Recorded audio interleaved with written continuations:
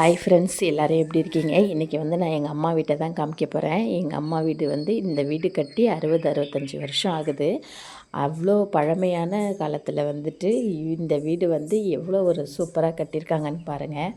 அந்த காலத்துலேயே வீட்டுக்குள்ளே மாடிப்படிலாம் வச்சு கட்டியிருக்காங்க பாருங்கள். அப்படியே இந்த சைட் திரும்பி வந்தோம் அப்படின்னு சொன்னால் இங்கே ஒரு ரூம் இருக்கும்.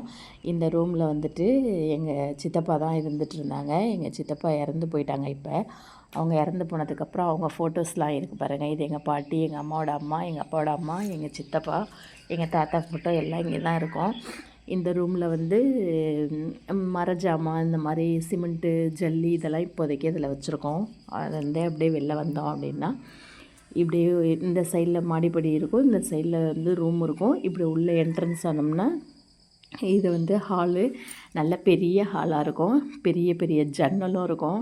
இந்த வீட்டில் கரண்ட்டே இல்லைன்னா கூட வாழலாம். அந்த மாதிரி ஒரு நல்ல ஒரு இதாக இருக்கும், காத்தோட்டமாக இருக்கும் எங்கள் வீடு. இந்த சைடு பார்த்திங்கன்னா கண்ணாடி, அப்பயே கண்ணாடிலாம் வச்சு கபோர்டு போட்டிருக்காங்க பாருங்கள்.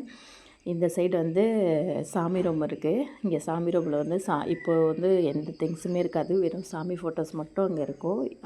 இது பெரிய சாமி ரூம் தான் இதுவும். இந்த சைட்லேயும் கபோர்டு இருக்குது பாருங்கள். இங்கே நம்மளோட பூஜை திங்ஸ்லாம் அதில் வச்சுக்கலாம். அந்த மாதிரி கபோர்டு இருக்குது. அப்படியே வெளில வந்தோம் அப்படின்னா அசிங்கமாக தான் கிடக்கு. நான் அப்படியே வீடியோ எடுத்துட்டேன். அது இன்னும் துணியெலாம் மடித்து வைக்கல. அப்படியே நம்ம சும்மா கேஷுவலாக காமிப்போமே அப்படின்னு சொல்லிட்டு நான் வீடியோ எடுத்துட்டேன். இப்படியே இந்த பக்கம் பார்த்திங்கன்னா இந்த கபோர்டில் நாங்கள் படிக்கும்போது எங்களோட திங்ஸ்லாம் இதில் தான் வைப்போம். புக்கு, பேகு எல்லாமே அதில் தான் வைப்போம். அப்படியே இங்கே கிச்சன் வந்துடும். கிச்சனில் இந்த சைடில் ஒரு ரூம் இருக்கும். இந்த ரூம் ஸ்டோர் ரூமாக வச்சுக்கலாம், இல்லை நம்ம எப்படி வேணால் யூஸ் பண்ணலாம். நாங்கள் இப்போ அதை எம்டியாக தான் போட்டு வச்சுருக்கோம். அங்கேயும் உட்டால கபோர்டு இருக்குது பாருங்கள்.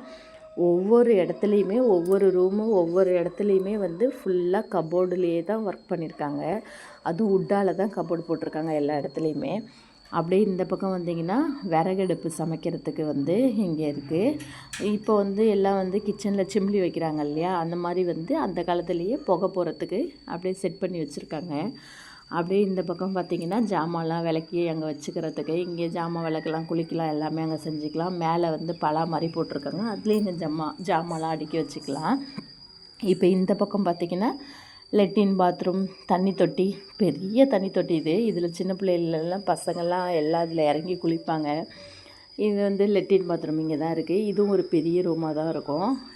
அப்படியே வெளில வந்தீங்க அப்படின்னு சொன்னால் இங்கே கொடைக்கல், அம்மிக்கல் எல்லாமே இங்கே இருக்கும். அதில் நாங்கள் இப்போயும் கொடைக்கல்லெல்லாம் நாங்கள் மாவெல்லாம் அரைச்சிருக்கோம் கரண்ட் இல்லைன்னா.